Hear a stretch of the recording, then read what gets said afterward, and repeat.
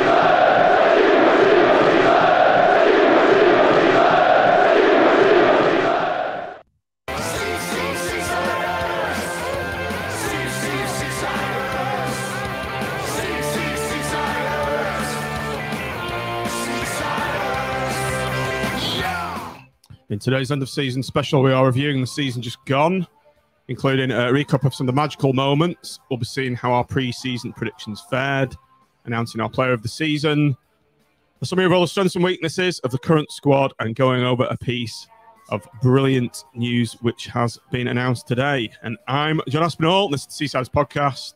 end of season review show 21-22.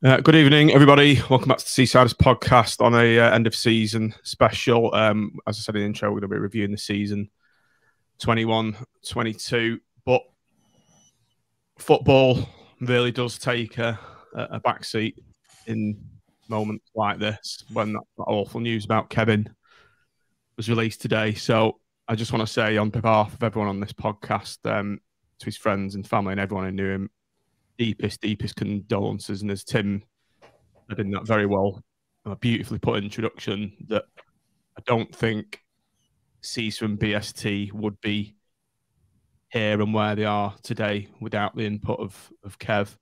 And, you know, look at the bigger picture that's happened between the birth of CISA, then BST, and what we've got now, and the brilliant news that we've all been greeted with today. So God bless you, Kev.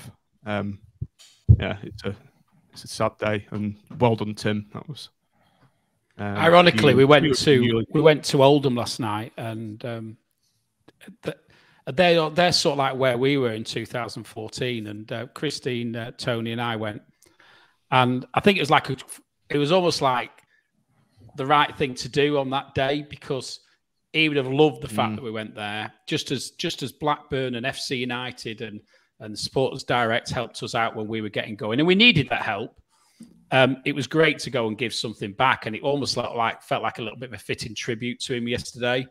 And so it was something we sort of all felt, I think, really, because and the thing is, anybody who wasn't actually on the committee wouldn't have a clue. Probably a lot of people wouldn't have a clue who he was and what he did. But the fact is, for 2 years, he worked full-time, literally full-time on everything. He did all the background work to get CISA set up. Listen, I'm not saying I didn't do a lot of work, but I was front of house. I just left it to him, and you could leave it to him, and he did an impeccable job. And I was taken aback yesterday. I had no idea, and I don't think many people did. And it's so sad. I don't actually know exactly, because he was so private. I didn't know exactly how old he was, but he was similar age to me, and it was just no age to go at all. It's very, very sad. He looked a lot younger than you, Tim. Well, everybody looks a lot younger than me. So. But in all seriousness, I think he was a similar age to me. Yeah, I feel incredibly sad for his family. But hopefully, if I don't know whether they're listening, but obviously I put a message. His wife put a message on Facebook yesterday, and I'd never met her. I think he's met her since we sort of completed what we were doing. But hopefully, she and the rest of his family take some comfort from the fact that what he did is known and is recognised, and particularly those who were involved in the movement. Everybody knew him who was involved, and it literally was. He did more than anybody, without a shadow of a doubt. And BST is his legacy. It certainly is. You know, what a great legacy to leave. Taken too soon, but yeah, it's a tough day. But yeah, rest in peace, Kev. And I'm sure he'd have been delighted to hear about the news on the new training ground that's been announced today. So I think we'll, in memory of Kev, we'll just dedicate this entire show to him, and let's look at something that he, in his own special way, has been instrumental in starting off the movement that has led to this moment, which is the announcement of the new training ground today, which is great because it's even on our back door, Tim, almost, isn't it? It's literally on the fields where I take my dog for a walk every day. Well, it's only fitting that this type of legacy, ultimately a legacy from the Premiership years, because it is by hook or by crook, by default, is built on the doorsteps of the Principality of Poulton. It's only right and proper. Doesn't it cross the boundaries? Doesn't it? It's cross mostly an Blackpool and FY6, I think. I think it might it might have a couple of curbs in FY1. I think it was FY1 or FY3. I think they described it as the link between Polton Lefield and Blackpool. I think that's how they described it in the statement. So, I think it's Polton with literally a bit of a few verges maybe, but no. Listen, I think it's actually a great location because it's when players don't live locally and whatever, there's a new link road, of course, coming off the motorway, so it'll actually be really quick in and out from there. Anybody who lives in Blackpool, it's not too far away to get to. And listen, I know when we were looking, there isn't that many areas of land in Blackpool that are actually suitable. I think they looked at the area next to De Vere, and I think for a variety of reasons that had to be carboshed. That was probably the second, the other one that was most suitable. And then, to be honest, beyond that, unless you're going out of the boundary, there's not a lot. There really isn't. If you think about the size that you need, and Pilly was lucky with his area because it was it was like brownfield site that he was able to convert. But there isn't that much area in Blackpool. There really isn't. So I think they've made the right choice, and hopefully it's not too long before we see it. And going back, what really inspired a lot of us at the beginning was the fact that we didn't have it's my stock phrase at the time, tangible legacy for the Premiership windfall. And we all kept banging on about a training ground. And that's what motivated us at the beginning. It wasn't getting hoisted out because it wasn't there in 2013. It was about, where is the tangible legacy for the Premiership windfall? And that's what we kept banging on about. And yeah, it's great. Just as you said, John, I think you sort of hit it nail on the head, really. Sean, anything to add on the training ground news? I guess from your accredited perspective, you're hoping for a nice warm media room in there. Oh yeah, I wish. I won't let us anywhere near the place. No, I think it's just about time, isn't it? Really, so how long? I mean, my whole life that's been the topic. I mean, it's probably double my lifetime, obviously, and more that we've been at Squires Gate. And do you know what? It'll be a shame to see Squires Gate go. It'll be a sad passing of Squires Gate when we finally give that land up. We should just keep it as its state, as like a museum to football gone wrong. But yeah, it'll be when football goes bad, yeah. Like those Channel 5 just give them tours. We'll take the Oldham Trust just to tour around and all these other clubs that are in issues and to say this is what happens. But yeah, it's great news, isn't it? And I mean, from the plans that they look like, it looks excellent. I mean, I went to Liverpool Academy. Sean, I think you mean it looks excellent. Yes, exactly. Yeah, they should have that sign as well. That should be brought back out of retirement for the front. Should be in the Blackpool FC Museum. That one. Yeah. But I went to Liverpool Academy a few weeks ago, obviously for that Lancashire Cup game, and that's an amazing setup. And to be honest, looking at our setup that's coming, it isn't that far off what they've been able to deliver there. So. Yeah, really exciting news. Tom, welcome back to the pod first and foremost. It's great to have you back. Hopefully your internet demons are well and truly in the bin. But yeah, great news on the training ground. What a brilliant day and a brilliant announcement.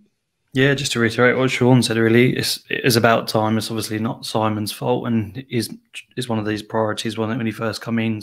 So it just gives us something to look forward to in the future, and it's something that it's continuing our journey, him as owner, and we can only look forward from here, really. It's the start of something really special, I think, or continuation of what has already started to build. So, Tim, just coming back to you before we move on to the season review. The training ground, obviously, it's not going to be like Poolfoot, is it, where there's a big community facilities for use. I think it's primarily going to be for the club, the academies, whatnot. But there are plans at Revo, the Revo development, and the development of the East Stand, which is going to bring in the community facilities that we all in some ways, on a personal level, a little bit disappointing, because I think the vibe you have at Poolfoot, where people can go and have a meal and in the bars and watch football matches there, is quite good. But I can perfectly understand why the club perhaps want a more bespoke training ground where people can't go wandering around and just come and go as they please.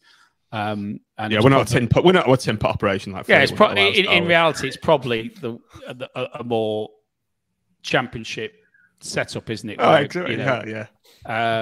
but yeah, it's not a League One just surviving by the skin of your teeth kind of operation, is it?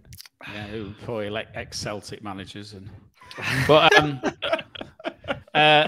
in all seriousness, there should be a great community facility built on the northeast corner. I think they've got £6.5 million to get the groundworks and to buy the land that they need in order to start the development. I think Blackpool have got to fund the actual development itself. But we are going to see a fantastic, and that's where to be honest, having a community facility in Poulton, in all truth, is probably not as important as having it where it is in Revo. That's where it's needed. That's where, and it'll hopefully, do a lot for that area, and hopefully our working football team will have a home finally, rather than have to live a nomadic existence in Kirkham. So but that's what we want. We want somewhere that we can be proud of, and it looks like we might have two places we can be proud of. Yeah, absolutely. Sean, just tell the viewers and the listeners what you've been up to today. I've been at Highbury Stadium, meeting my best pal Scott Brown. We go way back, good friends. So I've been interviewing the new Fleetwood manager this morning, and then quickly got home, and quite a lot happened, really, weren't there? Season ticket announcement, training ground announcement. So it's been a busy day and a pretty special day for me, and also obviously a lot of people not particularly happy about the existence of Scott Brown in English football, which I am thrilled by. I'd say it's thrilled the word to those who have seen the picture of Sean interviewing Scott Brown. It's like a mixture of love, devotion, or is there such a Timism out there to describe the look on Sean's face as he was interviewing Scott Brown? I've not actually seen this photograph yet, but I'm sure I could come up with a suitable expression. You leave that with me, ladies and gentlemen. I will deal with that picture in the background whilst we talk about, or we give a month by month review of the season just gone, which kicked off. Let's get the screen up.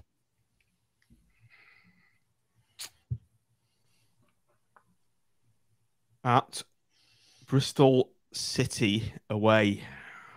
I can't remember seeing you there, Tim. I think you were on one of your Michael Portillo holidays, weren't you? I was boating on the Thames in my very loud canvas pants and cravat and boating on the Thames. Love it. Actually, I think I was in the Cotswolds at that point. I went from the Cotswolds to the Thames, and then actually, to be fair, on the way home, I got picked up by Ashley, and the next game the next but one game we're going to talk about, I was able to be there, which I think is a redeeming feature. I think we should start a new feature. Guess Tim's holiday location. I know it, but I don't think everyone else does. Well, the next viewers, one, you mean? Yeah. Viewers, guess Tim's next location. For a clue, it's not Benidorm or San Antonio. Get your comments in, see if you get it right. Right, so yeah, Blackpool kicks off back in the Championship. Sean, you must have been there, Sean. Yeah, I was in the away end because obviously I've not started the job yet. So no, you weren't. Were you unaccredited at the time? I was accredited, but part-time accredited. So I only went to Bloomfield Road. But for me, then, Sean, it was a welcome back to the Championship, and could it be described as a smash and grab? Yeah, I think for the first 30 minutes or so, we were completely out of our depth. I mean, Bristol City played the ball about so quickly. I remember vividly just looking and thinking, we're not going to be able to control games in this division at all. We looked a bit lost, a bit unsure of when to go, when not to go. And I think the intensity of the game kind of surprised us, I think, with the step up from League One. And I think ultimately, if we're getting a point away from there, then I think the whole thing is that results say later on that we lost. They look a bit better now, like the Huddersfields and things like that, because of the end of the season. But at this point, we thought, oh well, Bristol City are going to be right up there, and it turned out they were pretty subpar in the division. So yeah, it was just an amazing moment for that Lavery equaliser. I think quite a iconic moment was that Critchley celebration on the touchline, which I'd seen that video countless times, and I think the limbs in that away end, it was, as you say, welcome back. It was a massive moment for us. Yeah, it was brilliant. It was just overall a great day. I think I made a weekend of it, and I think it was my son's first away game as well. So it was brilliant when Lavery scored. It was a big Blackpool our back moment, Tom, wasn't it?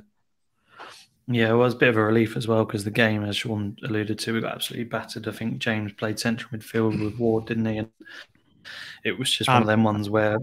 And look who was playing. I'd forgotten all about him. Yeah, Tyrese John Jules. We thought we signed someone very special, didn't we? And yeah, less said about him, the better. But yeah, it was one of them ones where, like you said, it was the very definition of smash and grab, but didn't concede any more than one. And we, a bit of magic with Bola coming off. I think Bola came off the bench, didn't he, and crossed it in for Lavery. And it was great to see him score his first goal, and it was the start of a very good season for him. Yeah. So on to the first game, home game of the season, Tim. Well, that's first home games, 2-0 defeat to Cardiff, and then following that a 1-0 home defeat to Coventry, which they absolutely bossed that game. And I remember coming out after those two games thinking, oh shit, we are so far behind this level.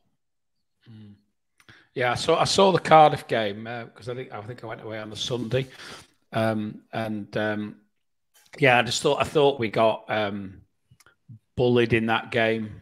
I thought by a team who knew what they were doing, and that was the fear, wasn't it? That the mid-ranking to lower teams in the division are just going to do a professional job on us, a little bit like, was it Gillingham did on us, didn't they, the year before? Cardiff very much felt like Gillingham Part 2 to me. Thankfully I believe we didn't play that badly at Coventry, but when we played Coventry at home, but I actually had to miss that one because I was, as I said, I was punting down the water. I was on the water by that point. So, Sean, I think we did get outplayed quite heavily against Coventry. Cast your mind back. I thought they were a very good side. I think we had our chances in that game. I vividly remember coming out of these games. This was when we absolutely rinsed Richard Keogh on the post-match because he was turning like milk, like aged milk. Honestly, he was abysmal, and I was like, "What is going on? Why have we signed this old man?" Or the worst, it was just awful. It was just awful to watch, and I think it was because obviously Coventry were quite a fast-paced side. I mean, we saw in that reverse fixture how intense that game was, how fast-paced that game was, and I mean, Callum O'Hare, Gyökeres was on his scoring streak at the start of that season. They were a quality outfit, and I thought we were okay in that game. The Cardiff game, obviously, it just wasn't our game because we got completely outmatched and outmuscled. But obviously, as we'll come on to, the game after those two was a lot better. Probably the moment where we arrived, I guess, in the division. Yeah, Tom, we'll come to you then. I think, as Sean's just said, we had arrived, and we certainly did at that Bournemouth game, 2-0 down. Was it half time? Yeah, 2-0 down at half time. And I think it was Marv's first game back as well, wasn't it? So a turning point for the defence as well. And then I think at 2-0, you're probably expecting a 3 or 4-0 and then to write the game off because Bournemouth were expected to sort of walk the league along with sort of Fulham. But to show sort of tenacity we did in the second half. And I think it was Husband got his first goal, wasn't it? Poked it in and then the penalty shortly after. And if anything, there was only one team going to win that game. So it was typical of a Blackpool side to go away to a big boy and then, have the impact that they have. And it certainly showed that we weren't completely sort of clueless at this level. And Critchley certainly, worked his magic a little bit and we started to believe a little bit more, didn't we? Yeah, we certainly did. Tim, were you believing? I seem to remember you going to this game, didn't you? Yeah, well, I literally got off the boat just south of Oxford, and Ashley came down and met me. And to be fair to her missus, she went back home with all the luggage, and I carried on to Bournemouth and watched the game, and then stayed overnight down there, and or in Southampton actually, and then came back the following day. So, got to say, the second half, I thought we were superb all the way through the game, and I didn't go to Bristol. It's my first away game, and and the atmosphere in the away end was just superb. Even when we were 2-0 down, it was absolutely fantastic, and there was a good turnout. I think there was thick end of 1,000 down there, which was a great effort, bearing in mind where it is and whatever. But it was just an incredible atmosphere, and that obviously we didn't know it at the time, but we're going to see that continue throughout the season at most away games. But it's down there as one of my favourite away games. That just because of it was quite a joyous day. It was nice weather. It was you playing a team who play good football. They gave us a lesson in the first half. And we just showed that we had a bit of character, I think, in the second and took the game to them at the end. As Tom said, I think probably at the end, we're a little bit unfortunate not to come away with the 3 points. Yeah. So as Steve's just said in the chat there, it's impressive how quickly we learned from those first games. Yeah, absolutely, Steve. I was very worried after the Cardiff and Coventry home defeats. Thought we were surefire relegation candidates. We had a bit of a it was a bit of a bitty performance at Millwall, lost 2-1. I remember Shane Lavery scoring. But following that, Sean, we've not only played well against Fulham, we've turned them over and we've beat them 1-0, the pre-season favourites. And I think that put a real marker down for the rest of the season. Yeah, I think this was the game where we saw the importance of the off-the-ball work that we do. I think it was an absolute masterclass in how to press, knowing when to press, the right interchanges and in and out of possession, because this was the Ekpiteta-Keogh partnership really coming to the fore. They were absolutely immense against Mitrovic.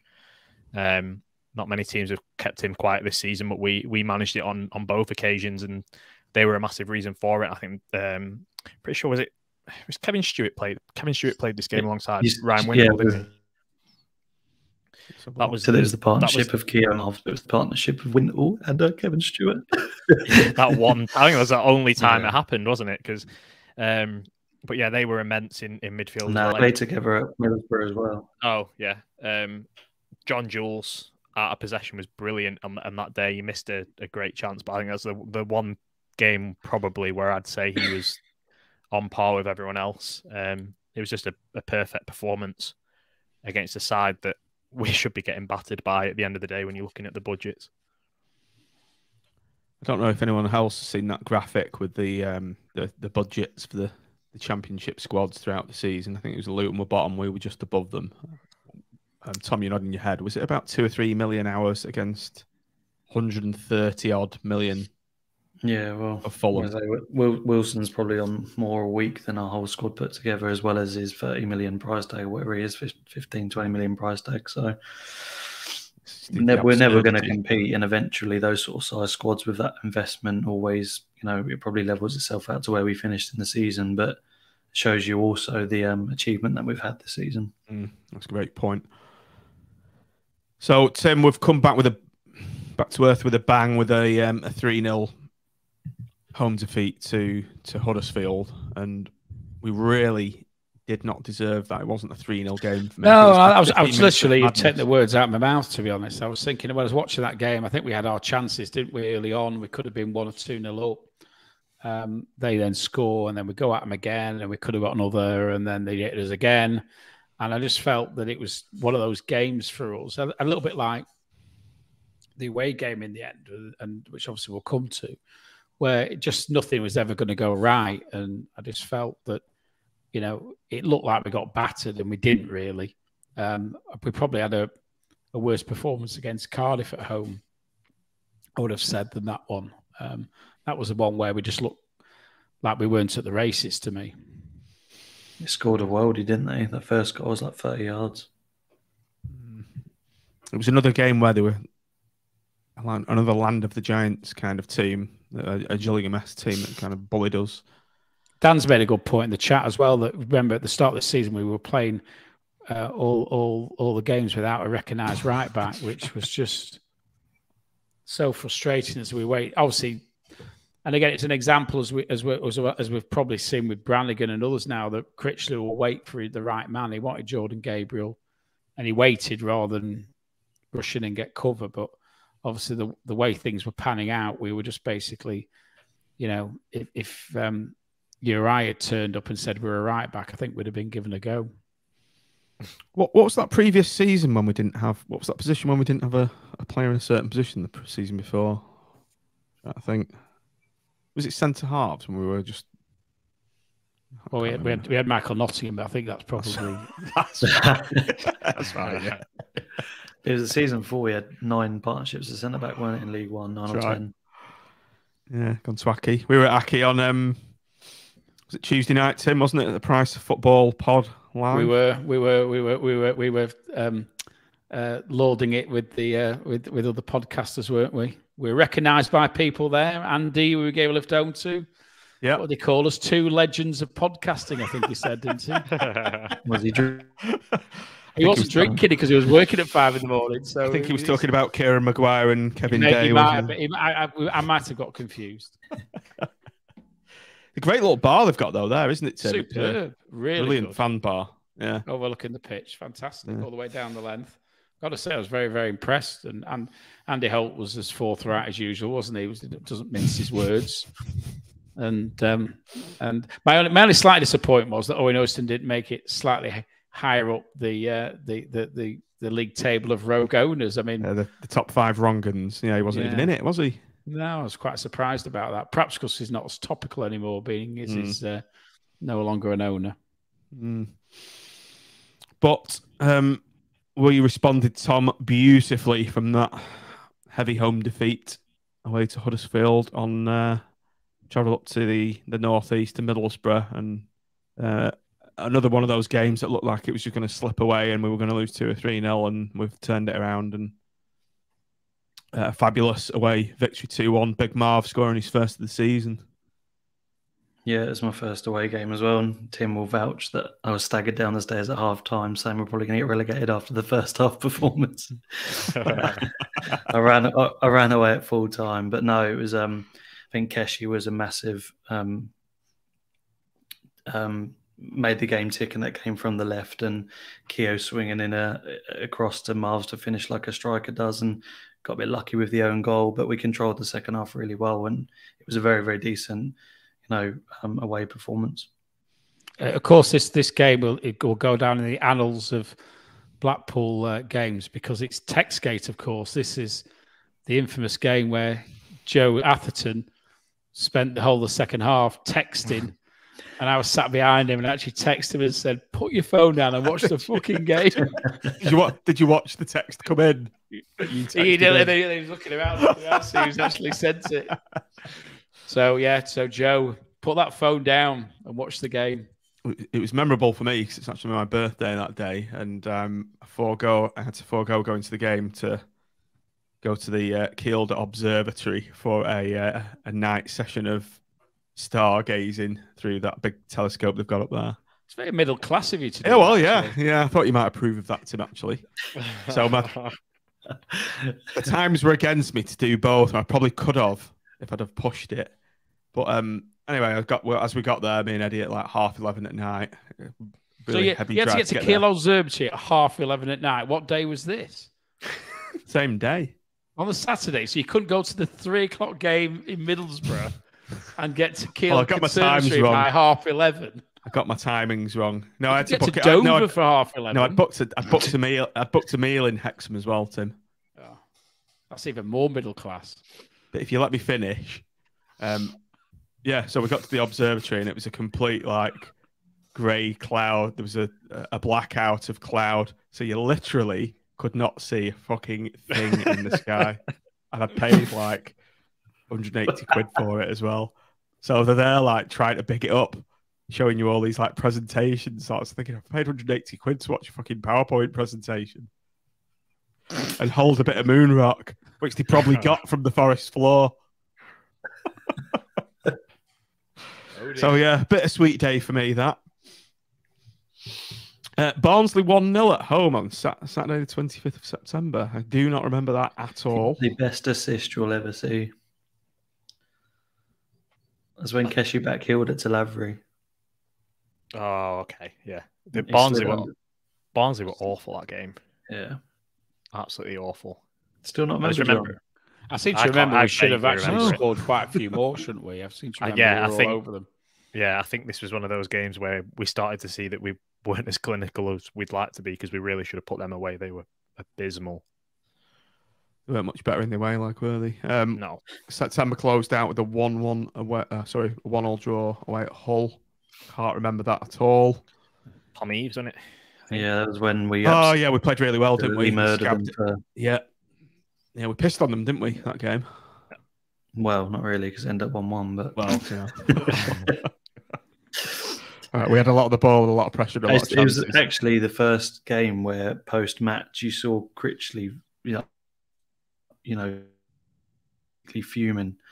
I think he was absolutely raging at the end of the match, and I think next match showed. At home we played exceptionally well with injuries and what have you at home to Blackburn, wasn't it? Mm. So moving on to October, we opened the month by beating our Lancashire rivals, Blackburn Rovers 2-1 at home. Tim, that was a fairly tight game, but that feels like yesterday almost. I've got a little bit for anyone of else, has the season gone like that? I got a bit of a story here. Have you noticed between the 2nd and the 16th there's an international break? And Muggins here, so I thought I'll go away on the international break. And then when I went and booked the holiday, I didn't double check which weekend it was. And I booked the wrong weekend. 23rd. So I actually booked the weekend of the 1st and 2nd and 3rd of October. And I thought I can't, because we went to Malta, and I thought I can't cancel it because if the weather's, because it was a bit moody, the weather in October, or it can be. So I thought if I change it and the weather's crap, my life won't be worth living. So I had to miss the game when I'd actually intended to book a holiday where we had the gap the week afterwards. You idiot. I know. Tim, that's almost as stupid as not plugging in. You know what I'm going to say, don't you? Yeah. What? Not plugging in your destination when you travel down to Swansea, but we'll come to that no doubt in a few weeks. But that was it. You'd think if you've got an electric vehicle and it's quite important to know the exact charging point that you need to go to, that you plug that exact destination into your very advanced satellite navigation system that you have included in your very expensive electric car, isn't it, Tim? And not just thinking, all I can say is where it is in your head. It's not a mistake that will be repeated. I think I said at the time I regard Tim as a very organised individual. That opinion changed after that trip to Swansea, but we'll come on to that. So October consisted of, if you look at the screen, we've had some decent results there. Obviously, we've beaten Blackburn. We've gone to Forest, lost 2-1 there. The end of John Jules, that wasn't it? The Forest game. That was what? I think that was the last time John Jules played, or did he play after that? That was just his worst game. That was what it was. I was remembering something. That was the peak John Jules game. It was shocking, wasn't it? Because I just remember turning around in the away end and struggling, weren't they? I think they were bottom of the league at that point. And did Steve Cooper just come in, or was he? No, it was his last game. It was his last time he played for us. I just thought then. Yeah, but Forest were bottom of the league, and I think that I'm not sure whether that was their first win. But of course, they then went on this incredible run. But at the time, I think we went to Forest expecting that we might not expecting to get a result, but hopeful of getting a result. Reading 3-2 away. The drink. What a game this was! We talked about magical moments. Yeah, that's right, Sean. We had a drink along for this game, didn't we? Battered them somehow 2-0 down at half time. Yeah, I still think this is my favourite game. I think as an actual full 90 minutes. We were 2-0 down, and it was literally one of our best performances of the season. It was so frustrating.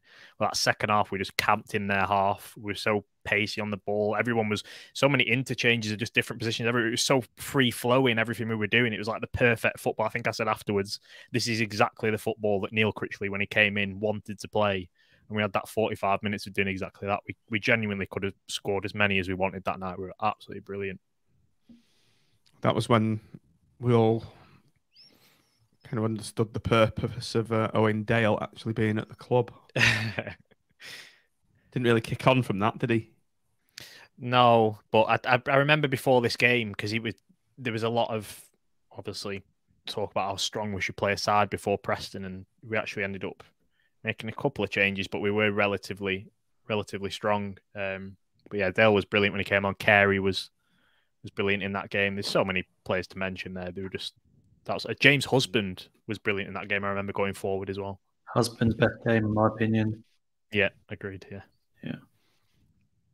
But Tim, as Sean just mentioned there, the Preston game, Saturday the 23rd of October 2021, Blackpool 2, PNE 0. What a game, what a day it was. Starting off with that fortuitous goal from Keshi, where it's hit his standing foot and gone in. And then Big Gaz bringing it home. And my abiding memory on that day was 15,000 Blackpool fans serenading the Preston players with "Preston get battered everywhere they go" as they trudged off the pitch. It was fucking brilliant. Yeah, exactly. I think that one will live long in the memory. Obviously, all their bleating about how many tickets they got. Obviously, they gave us payback for that later on in the season, as we'll go on to discuss. But there was an edge. There was an edge beforehand, wasn't there? There was there was a great atmosphere in the stadium, and we delivered. And I think Keshi, is that the one where Keshi said it was finesse? Yeah. He said when he said he should have put his hat on it. Yeah. He said he was going a bit slow. I said, yeah, he should have put his hat on it. Thing is, he did that kind of finish, not that kind of finish, but a special goal against Middlesbrough, and you wondered if he actually meant the goal against Preston in the end. I think they'll say he didn't, and we'll say he did. So, but it was it was good, wasn't it? You know, it's been a long time since we'd played them. I think we're going back to the 2012 season, are we? Where we last played them in the league.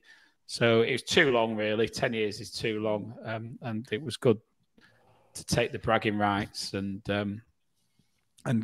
give our friends down the road and Tom plenty of stick, you know.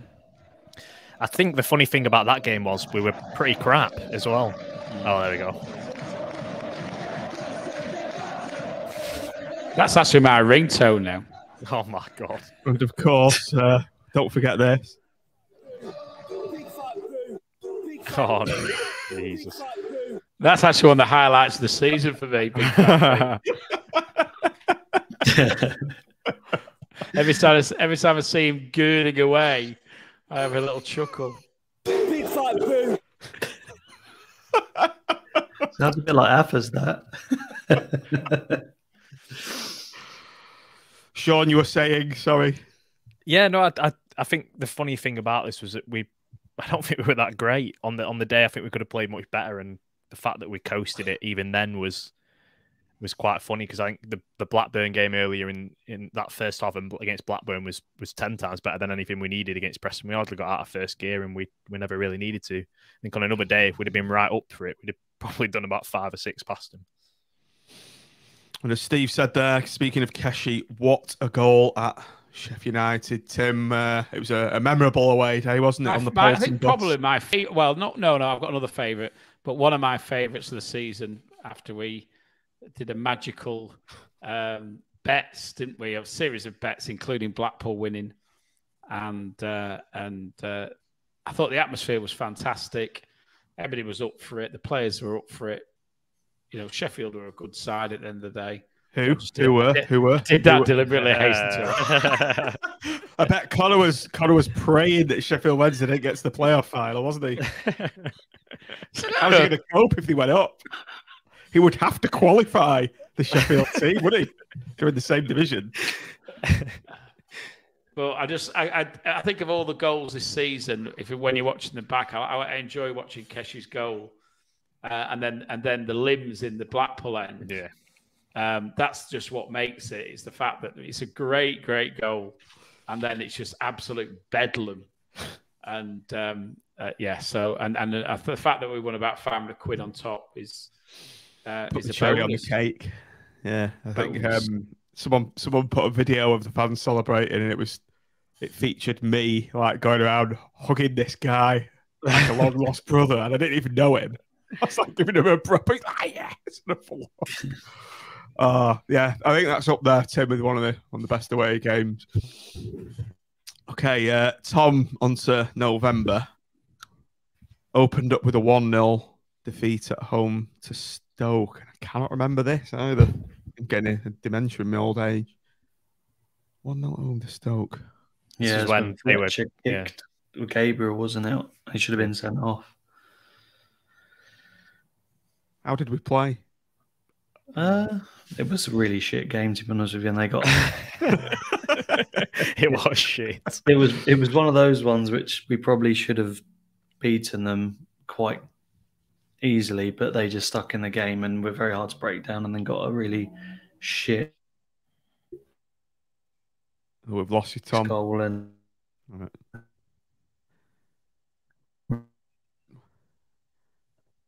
after that, it just died out. So The only words we heard were "died out."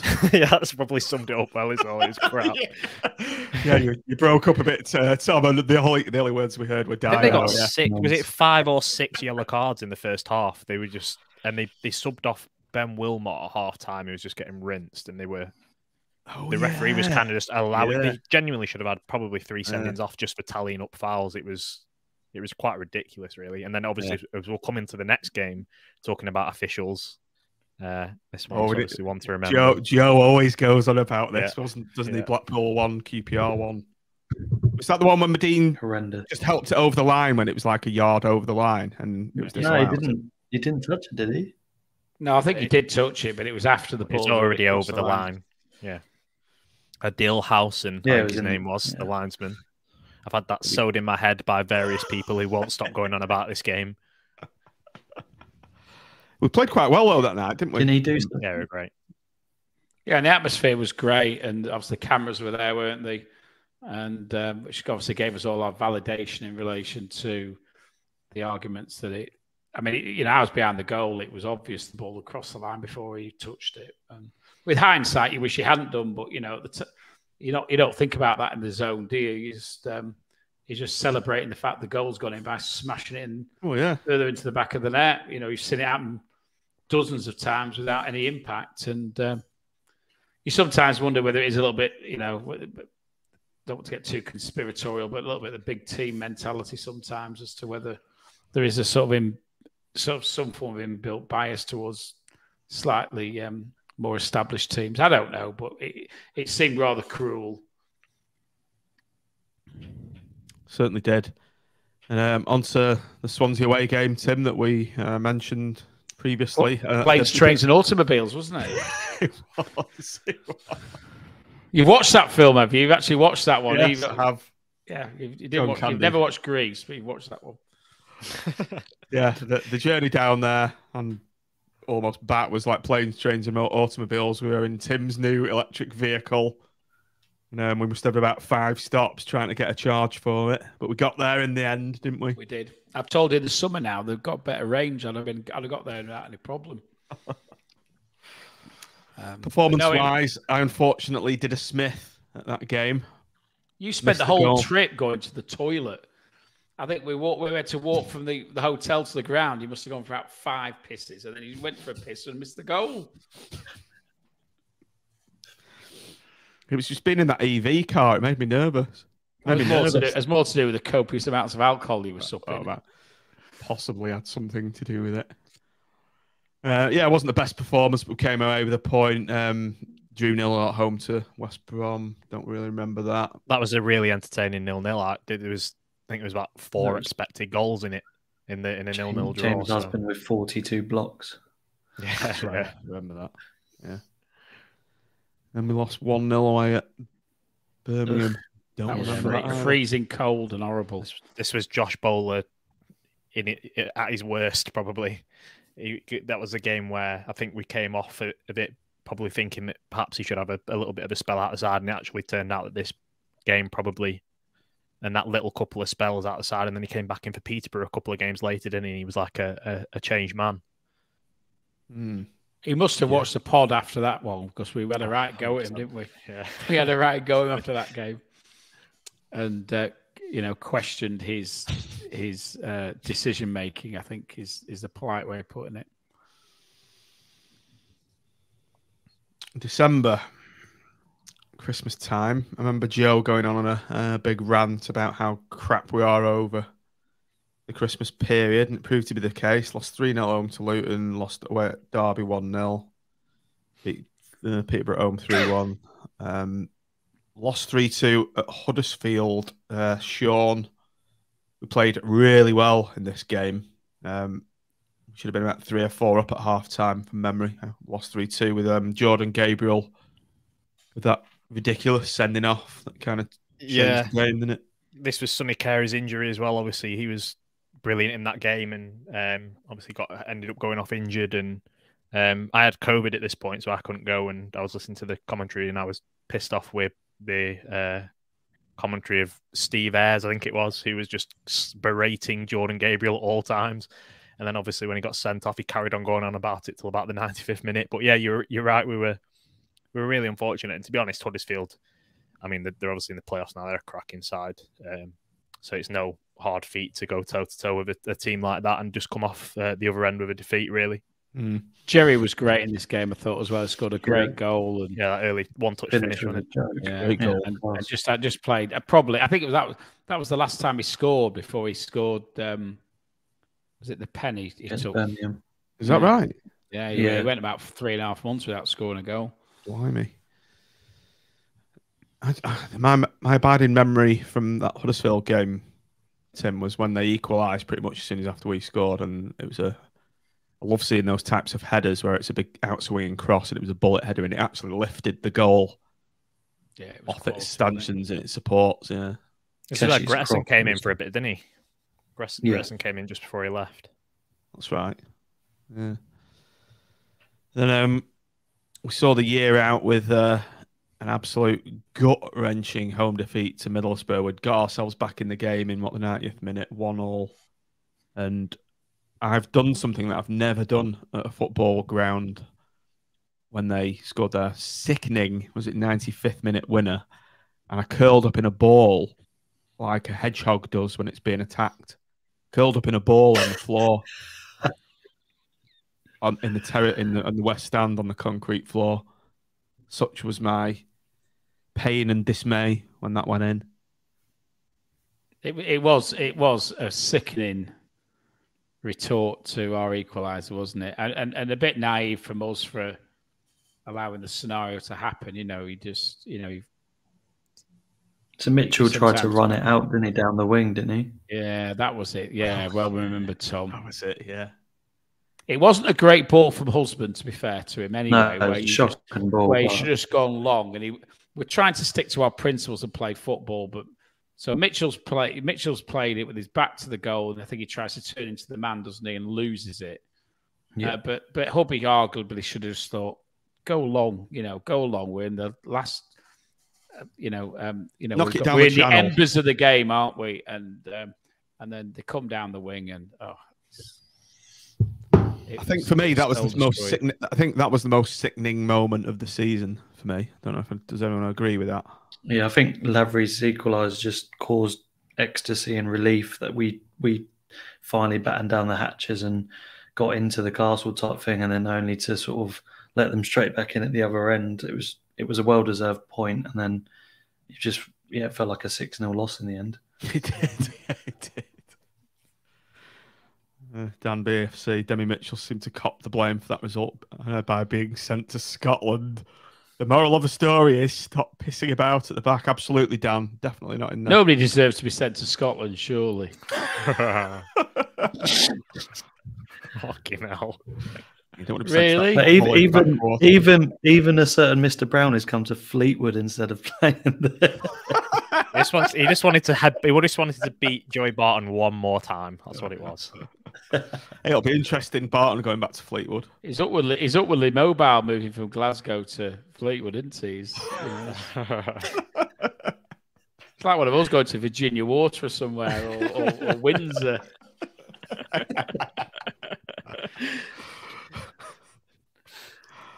Let's move on, into the new year then.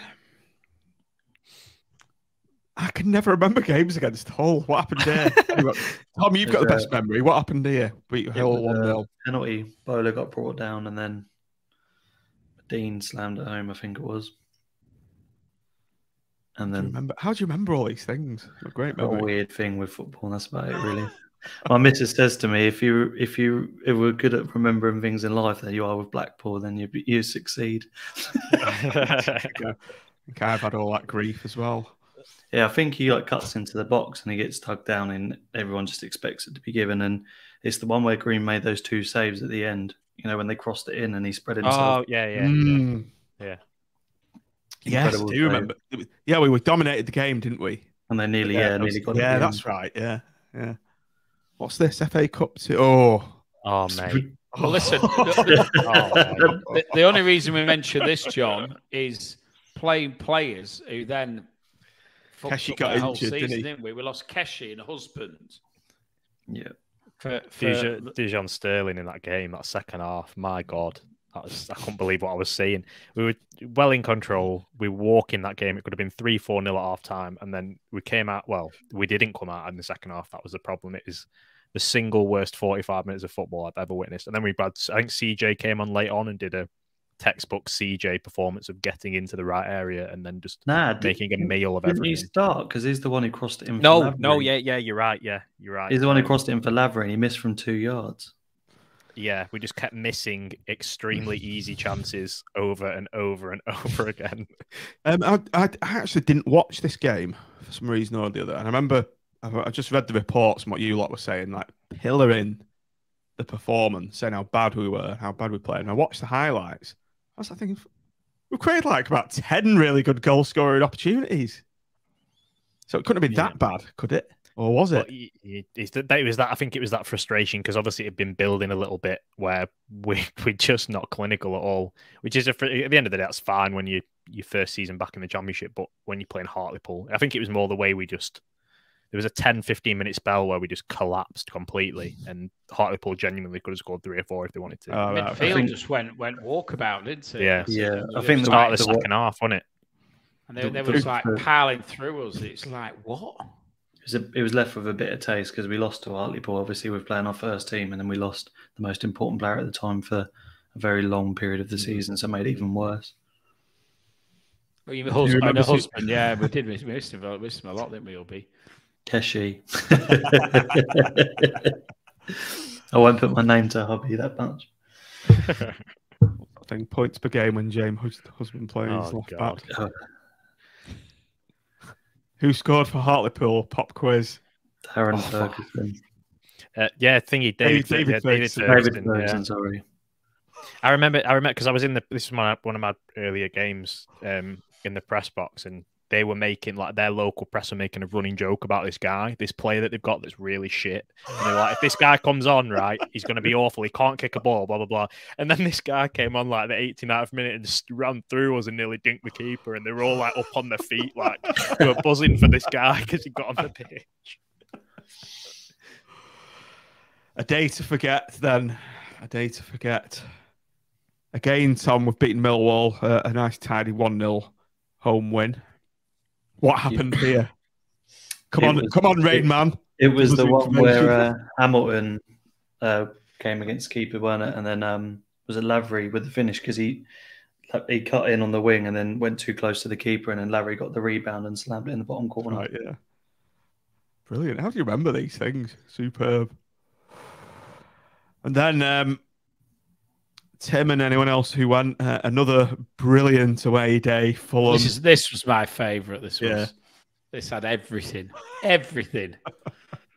we had trip down on the Friday.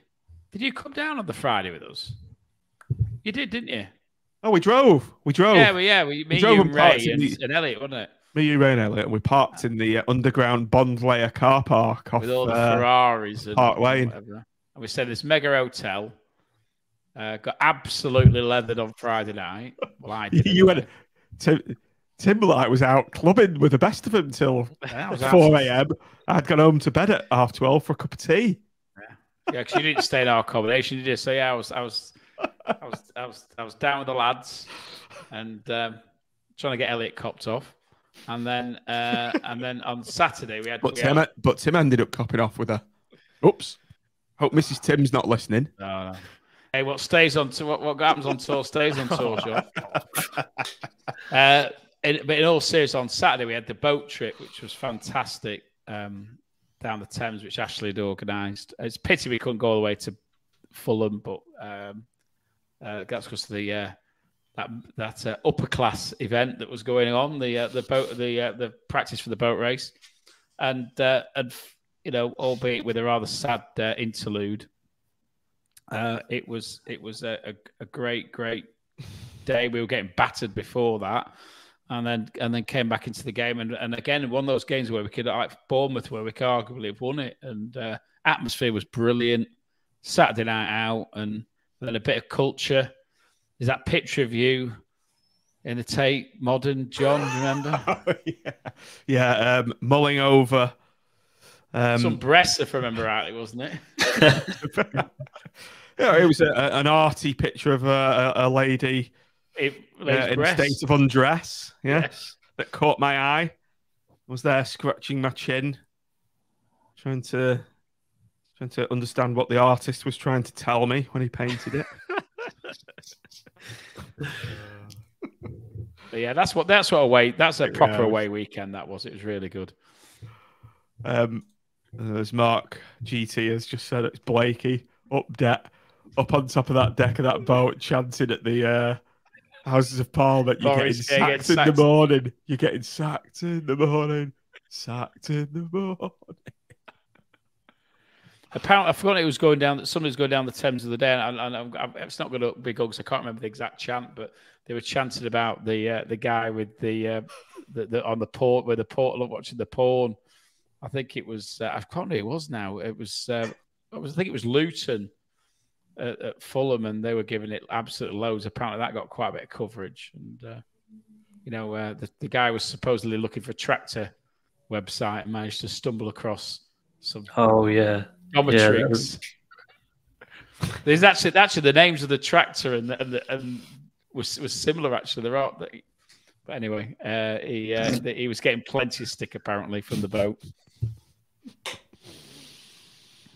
I'll have to do another London away day. It was brilliant. Well done, Ash. By the way, if you're watching or listening, well done on organising that boat. It was quality. We'll have to do that again. But the performance itself, let's not gloss over how good we were after the enforced break. Sean, I'm sure you could appreciate that as an actual reporter of the game. That a sober man, you mean? Yes, and that. I think Critch kind of said it afterwards that he went back in after that break and he was kind of like, do you know what, let's just go for this. Because we would genuinely, if we'd have carried on like we were, we'd have got absolutely pasted because we were asking for it.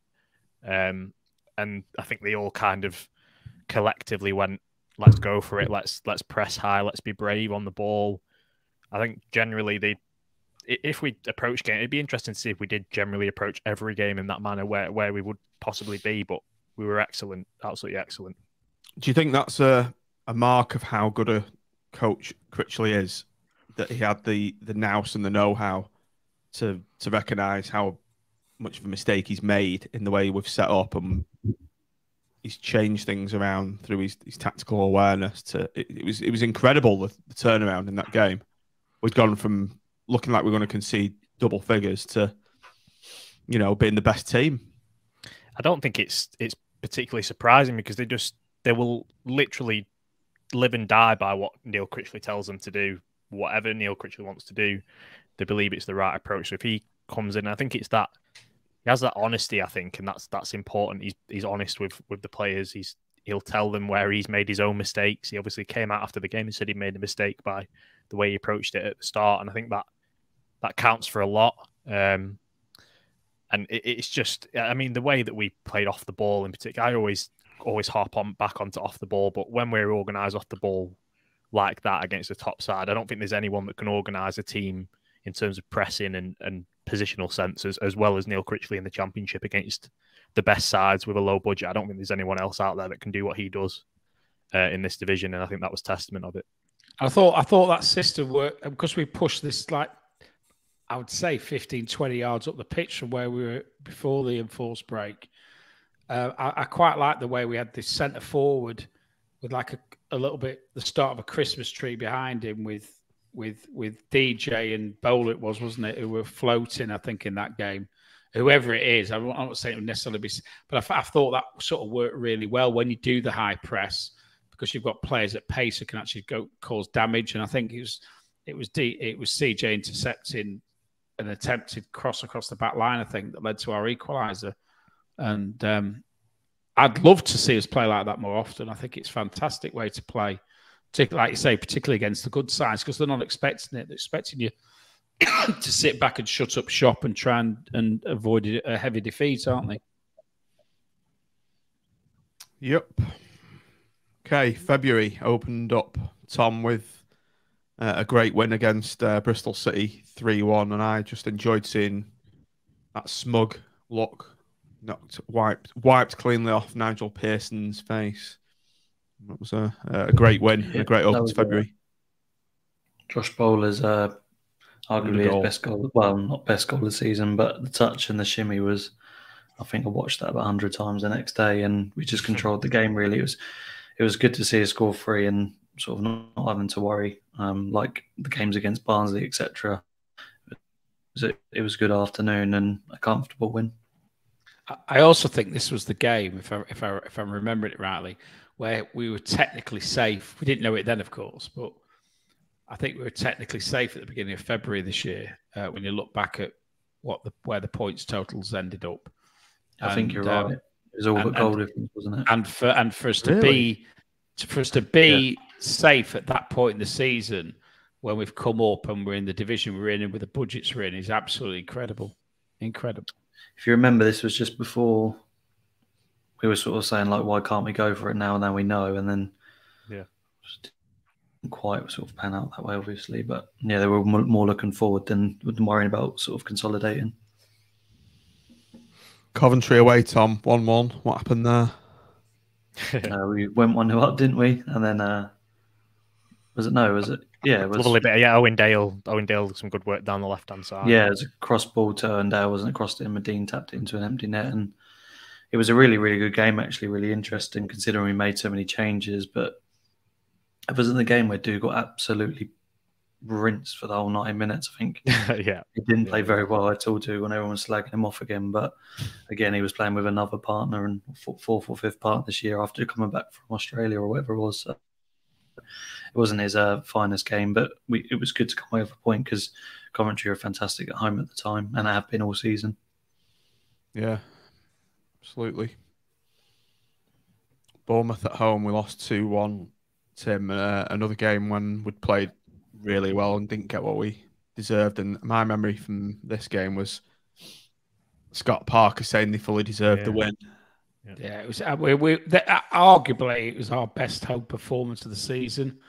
I was actually because of the advertising they do at the ground, we get a branded day on the boxes. So I was up there, and all the women who were with us, which one of my colleagues had invited, they don't come out in the second half, and they came out when we were on a lot with 10 minutes to go to say, "Well, I thought we'd just come out to help cheer you home."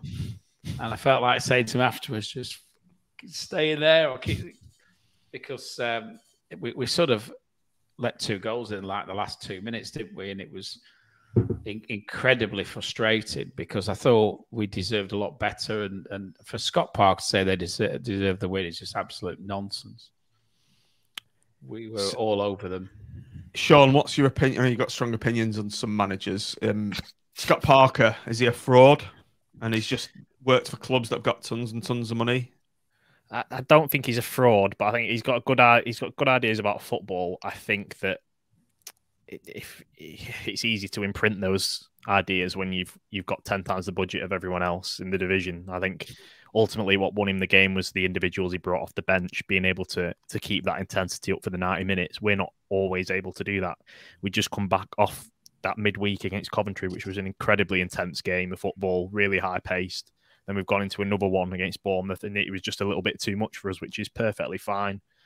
It was gutting at the end. I think first time, I think Kevin Stewart just come back around this time, because I think he spoke to us post-match. He spoke really well about it, and he was absolutely devastated because they genuinely thought at this point that they had the ability to make a run for the playoffs. They were absolutely gutted.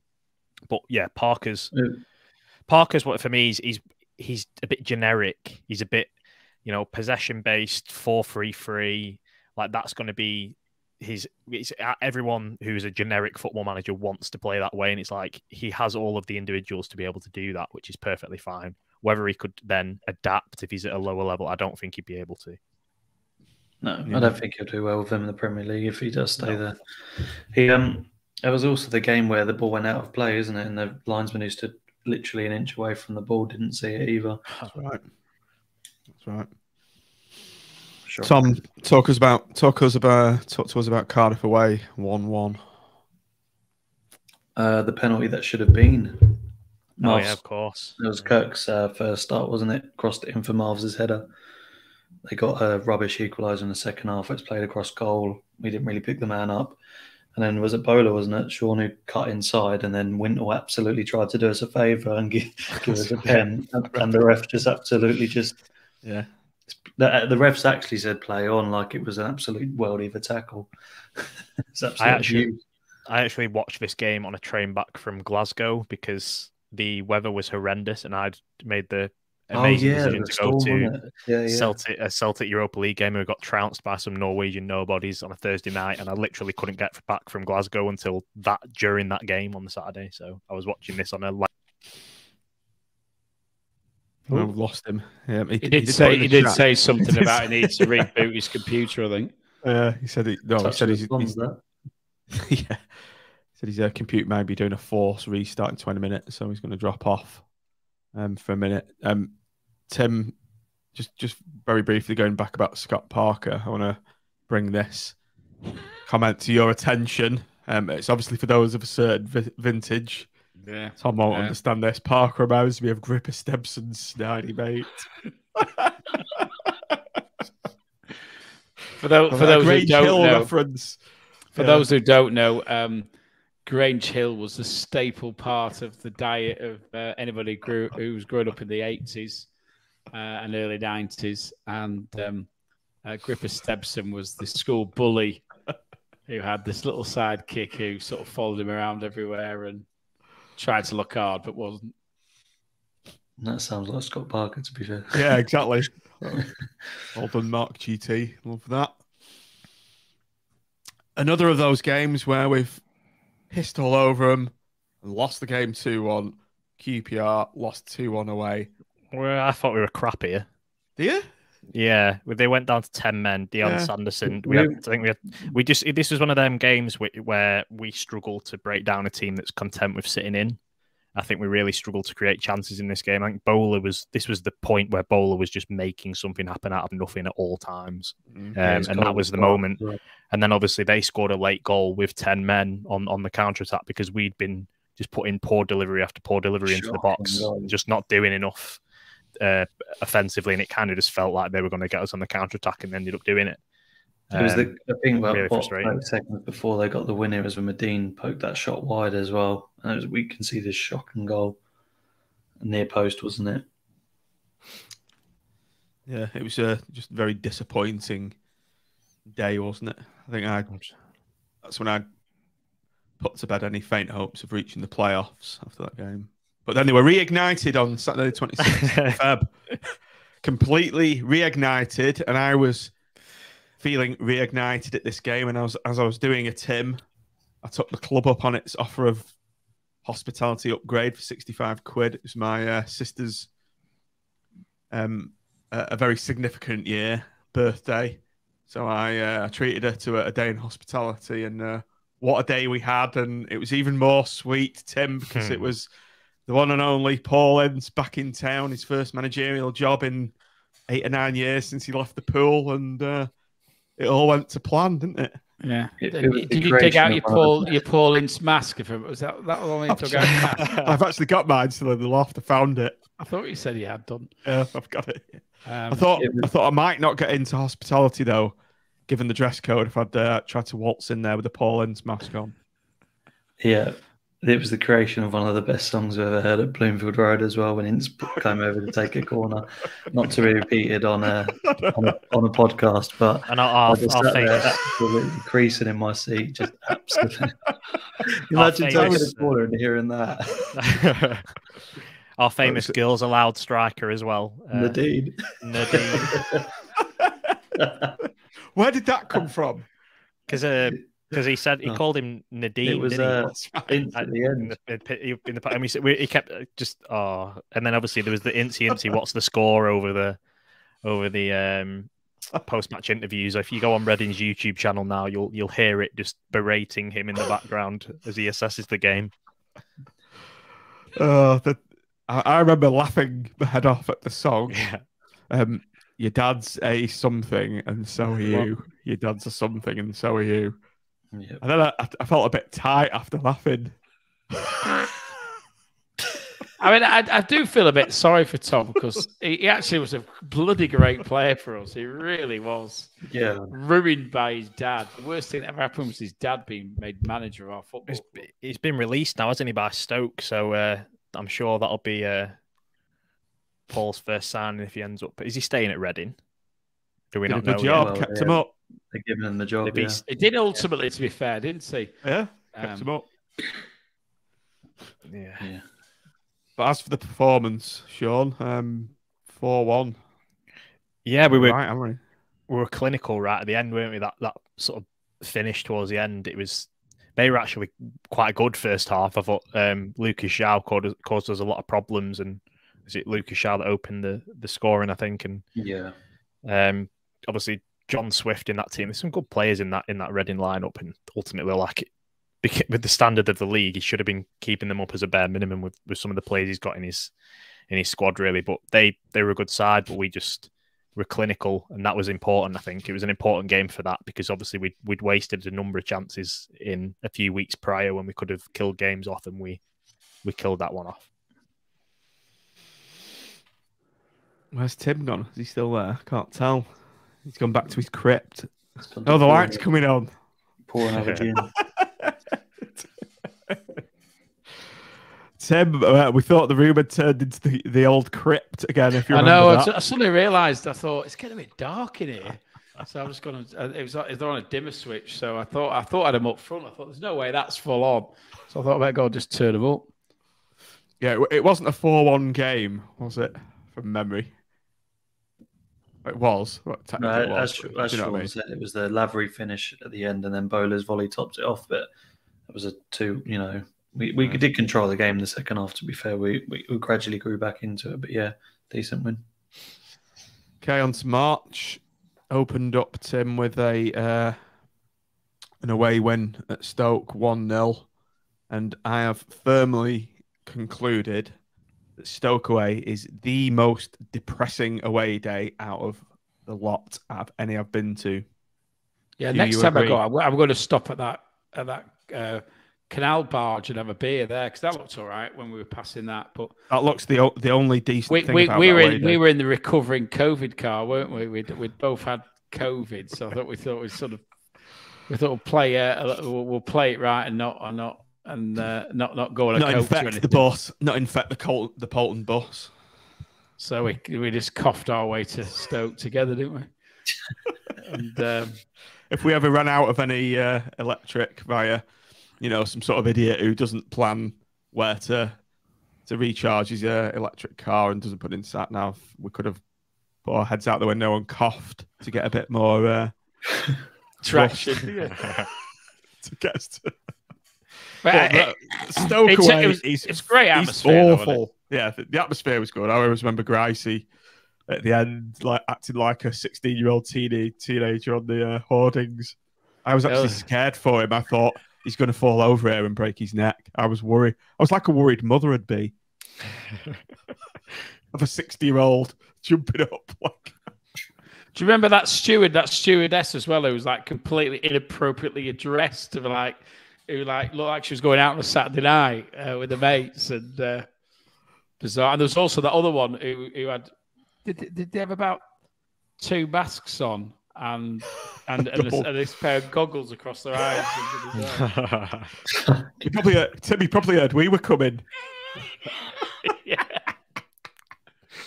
Double COVID.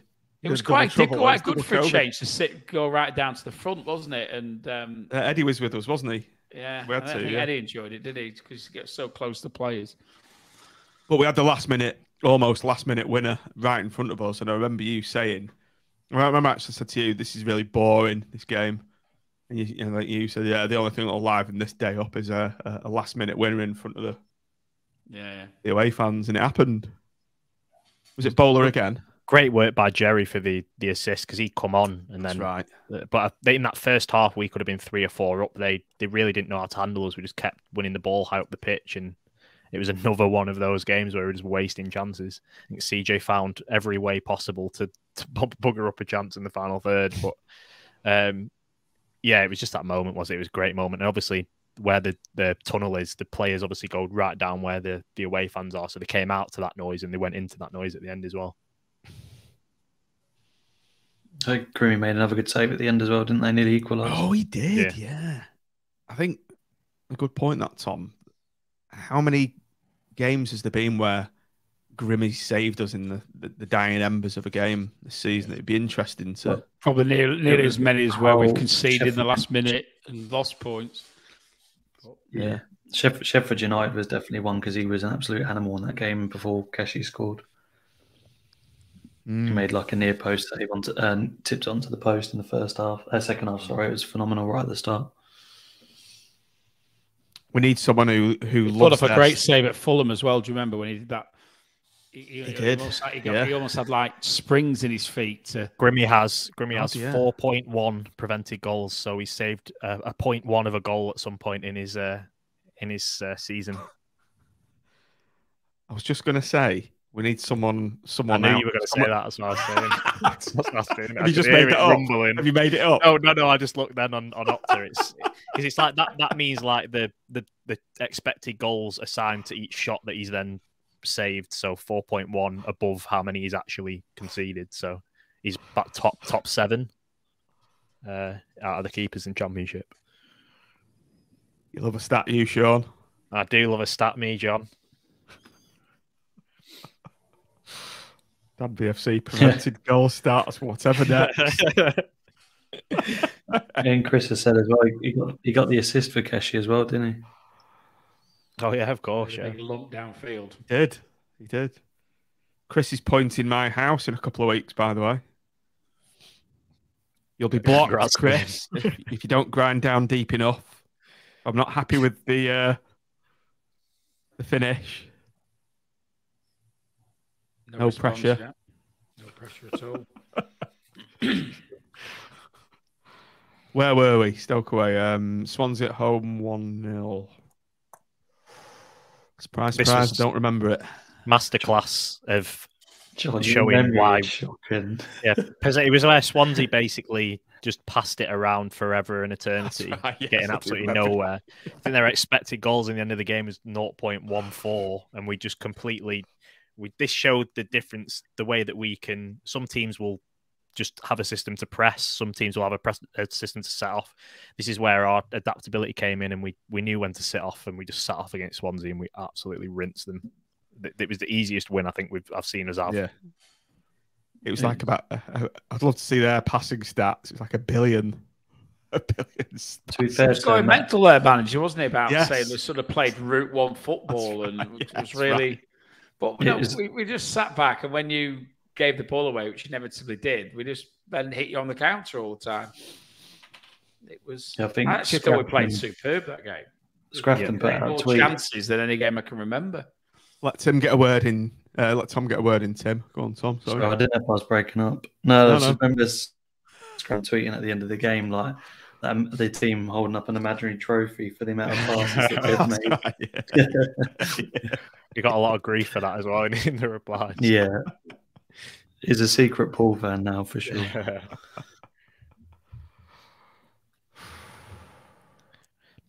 Can't remember Sheffield United at home. How can you not remember this game? What's wrong with you? Right, This was mental. This was for me. This was when we talk about adaptability, going from one game against Swansea where we sat off and waited, and then they get this game against Sheffield United is probably the most intense game we've played all season. It was just ridiculous tempo. Sheffield United genuinely did not put a foot wrong for about 30 minutes. It was ridiculous how well they played in that first half. They're the best team. I think over 2 games, they're the best team we've played this season, personally. And that was to match that intensity against them. By the end of that game, we were going into the international break thinking if we at the completely wrong time, really. I think that international break completely stopped our momentum because we were absolutely brilliant in that game against, for me, probably the best side we've played in terms of the way they set up, the quality on the ball, the lack of mistakes. It was brilliant. Yeah, you look at those results in end of February, March. They are fantastic, aren't they? Yeah, they are, Tim. Yeah. Shame John doesn't remember any of them. John remembers the defeats. John remembers Preston at home. Oh, and that's God. Forest away 4-1. Let's not even talk about that. But I remember that one. PNE away. I remember it because we controlled it, John. What, PNE away? Yeah, we were brilliant that day. Didn't put a foot wrong, mate. I do remember this, and I know you're trying to pull my leg here, Sean. Tim, I remember this because I remember you saying I've booked the afternoon off work, but turning up at the Elk at about 6 o'clock, maybe a bit earlier, just slightly earlier. And I was just there drinking on my own for quite a while. Yeah, you were leathered, weren't you? He said, yeah, but the afternoon off, so I'll do the same then. Well, sometimes work has to come first, John, you know. Luckily, Nick turned up anyway, so me and Nick we were quite merry by the time the bus had arrived. And I remember it took ages to get to Preston. We were going round the houses, round and round and round. So you're sobering up by the time you get to the ground. Then you can't get a drink when you're in there because it's too busy. And the fare we were served up on the pitch at Deepdale, if you weren't sobering up, that certainly sobered you up because what a day to put in an absolute shit show of a performance at Deepdale. It was depressing. It was so depressing. And so disappointed as well because the one game where you want the team to be really up for it is that one, wasn't it? And I think we weren't helped by him to pull players out of position. I think we spoke about this a few weeks ago, didn't we? You know, Connolly being dragged out to right back, you know, and because we had no Sterling, we had no Gabriel, and we just all our attacking intent wasn't there, and brought Robson in, who was garbage, and he dragged, in my view, he dragged Dougal down, and it was just all over the pitch, pissing it down as well. Remember that? Yeah, raining, cold. CJ was awful, and we're not playing bowler, and it was just all over the pitch. It was just like it was like everything that could go wrong went wrong, didn't it? It's like your worst nightmare. There for 45 minutes after the game before the coach left. I had you know, on those headaches you get if you've been drinking in the day, and you stop by about 7-8 o'clock, and you get this awful headachy hangover. That was me on the coach, and I remember I was just sat staring, looking at the seat in front of me. I didn't want to speak to anyone. I remember Ash coming over with his whip round for the drive. I think I almost told him to fuck off. I said no. So. He's always a bit chipper, isn't he, Ash? Tim. Yeah, it takes a lot to put the bus down, doesn't it? Tom, what was it like watching that unfold on the telly? Tom? Yeah, sorry. I heard Tom, what was that like watching? I just said, what was it like watching that unfold on the TV? I think we just began to accept defeat in the end. The players... What bugged me the most about that is all week they were gassing about how much it means to the fans, and we, like you say, we just put in a shift like we were playing a pre-season friendly. It was frustrating. I think Tim hit the nail on the head. I think Robson was absolutely so far out of his depth, and Dougal just didn't know how to control, you know, the centre of midfield by himself. And we were just shit and for the wrong time to put in a really shit performance. I think the thing was that this is where I think Critchley sometimes thinks that just having control of a game based on possession means that you've controlled a game, and there's a different ways of controlling a game. Ryan Lowe knew that once they'd got that goal, they could sit off us, and we don't shift the ball fast enough when teams sit off us, and we don't open up that space to then be able to play through the thirds. We're quite sort of easily stopped, really, in that sense when a team sits off, and that was the perfect example of us just shifting it from left to right, getting it out wide, putting a terrible ball into the box, recycle, rather than having that ability to play through the middle. I think we always, going into the game, if you were going to put an area where Preston were going to be strong, it was going to be central midfield, and who knows what would have happened if Callum Connolly could have played in centre mid. But yeah, we weren't quick enough on the ball. We didn't ever look like scoring, and that's always a frustrating thing where you can tell that it's just not going to happen an hour or so into a game. Yeah, absolutely. That's exactly the vibe I got. Would it be fair to say, Sean, we were almost like Swansea? Well, yeah, because obviously I don't want to rehash old ground, but I don't think the fans wanted to hear the assessment that Critchley gave of the game post match, and some are still a bit pissed off about the way that he spoke about the game afterwards. But yeah, that was a strange one for me personally. I think it was just a naive performance. Okay, we had another Lancashire derby, Tim, not long after that. Opportunity for a bit of redemption. 1-1 away at Blackburn. We put in a decent performance after going 1 down. Second half, I think we did. I thought we were bang average to poor in the first half, to be honest. But I thought we came out the second half, and it didn't quite act as redemption for Tuesday night. Was it Tuesday when we played Preston? Yeah, it was, wasn't it? Yeah. It was, but it did sort of sugar the bitter pill somewhat that we actually, against other Lancashire rivals, we actually put a bit of a show up and made a bit of a game of it. And so yeah, I think most, there was a decent atmosphere, and I think most fans left that game thinking that they got the value for money and got the performance out of the team that we perhaps wanted on Tuesday that we didn't get. Sugar the bitter pill. Note to self: use that in conversation more often. Yeah, it's a nice little phrase, isn't it? In fact, go on, let's have one. I had one yet. Sugar the bitter pill. I'm going to remember that. I'm going to use it in the correct context in a conversation. Work-based, I think. Yeah. Every day's a school day, John. Certainly is. West Brom away 2-1. I was CBA going to that. Could have gone, but CBA'd it.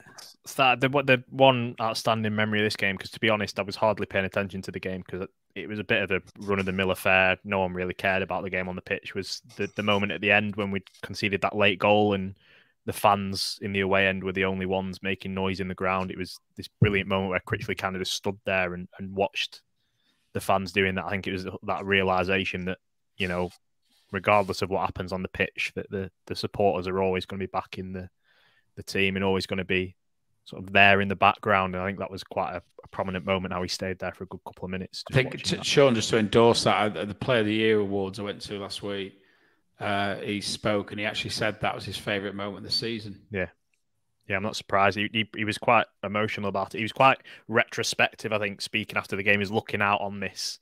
West Brom got this amazing facility, and it looks out over onto the pitch, and you're sort of looking out onto where the away fans were, and he's very sort of open and candid after the game. And I think that moment kind of made him reflect on everything that had happened over his time at the club.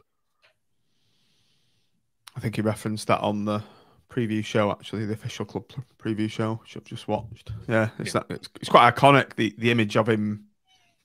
Yeah. He's just stood there looking at the away support, isn't he, and just taking it in. And yeah. So, season over, more or less.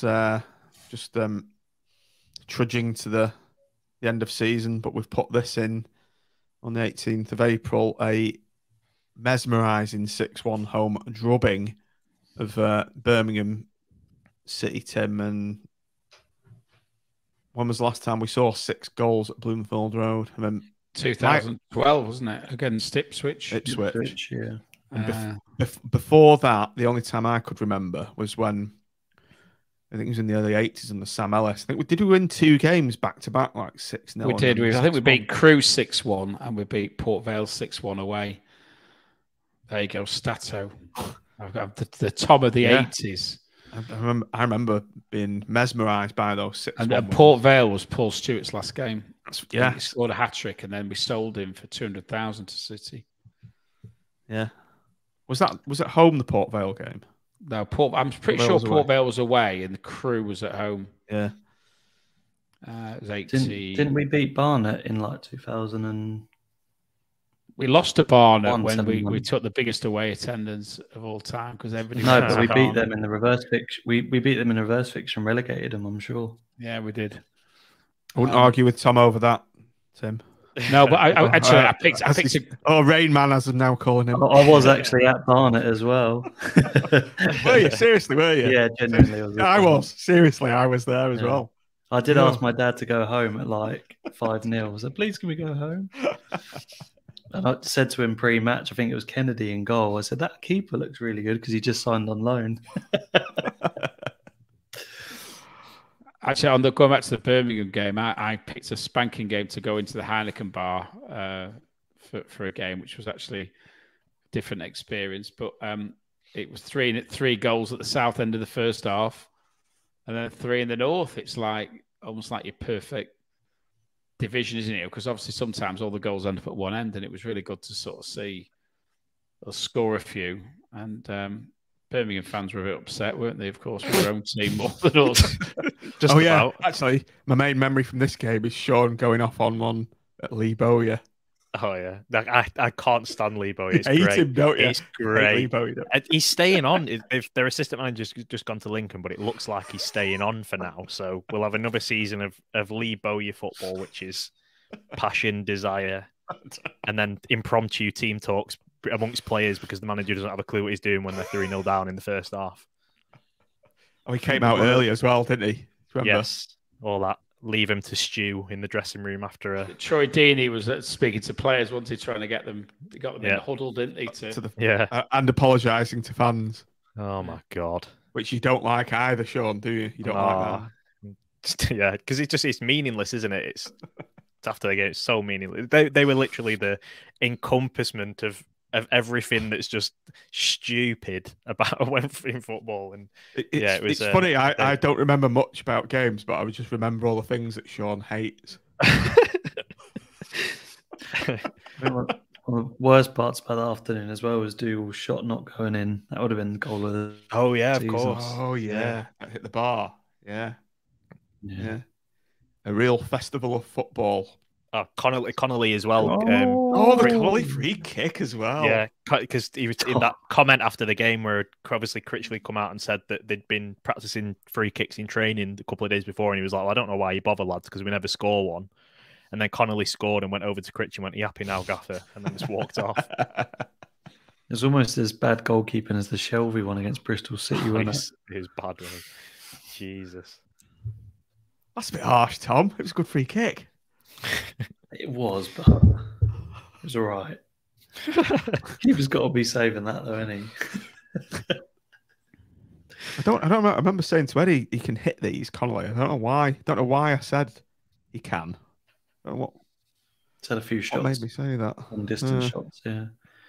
I'm glad he got his goal, though. He's come right into foot. I think he'll be an important player next year. Yeah, as long as he's not playing at bloody left back or goalkeeper next time.